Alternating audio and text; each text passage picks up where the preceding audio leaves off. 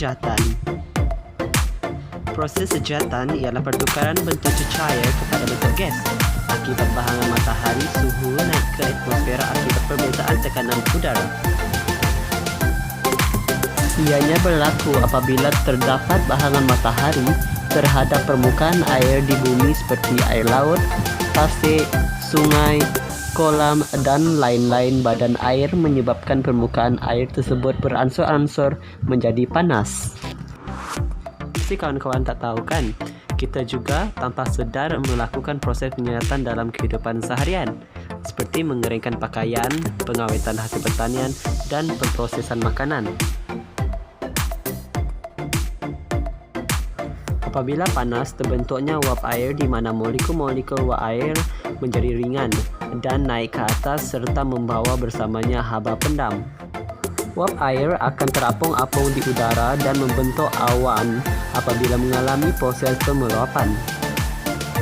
Faktor-faktor yang mempengaruhi proses sejatan ialah perbezaan antara tekanan udara pada permukaan air dan tekanan awal udara di ruang atmosfera, wujud bahangan matahari yang berterusan ke permukaan bumi, kelajuan angin, luas permukaan air, kelembapan udara, kemasinan air laut, dan kesan aktiviti manusia yang menyebabkan suhu meningkat. Proses pemeluapan. Proses pemeluapan ialah proses perubahan uap air menjadi cecair akibat penurunan suhu. Uap air yang naik ke atas akan mengalami proses pemeluapan dan bertukar kepada bentuk cecair apabila mencapai suhu takak beku 0 Celsius. Untuk membolehkan proses pemeluapan berlaku, 3 keadaan mesti wujud, iaitu suhu mencapai takak embun 0 Celsius, terdapat nukleus pemeluapan ataupun nukleus hygroskopik, dan kandungan uap air yang mencukupi di atmosfera. Proses pembentukan awan. Awan adalah kumpulan bintik-bintik air atau habur air halus yang terbentuk akibat proses pemeluapan di ruang atmosfera.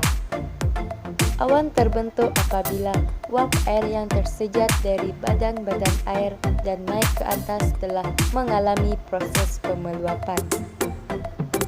Keadaan ini berlaku kerana semakin tinggi uap air naik, suhu akan menjadi semakin rendah sehingga mencapai takak embun 0 Celsius.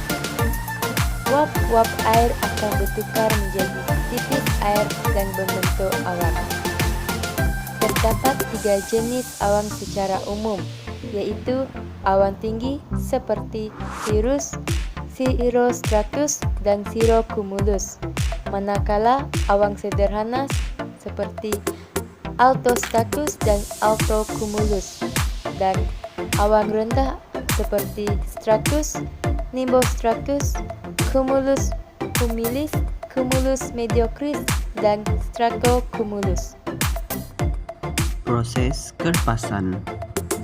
Kerpasan adalah semua bentuk air yang berhasil melalui proses pemeluapan dan jatuh ke permukaan bumi dalam bentuk cecair atau pepejal.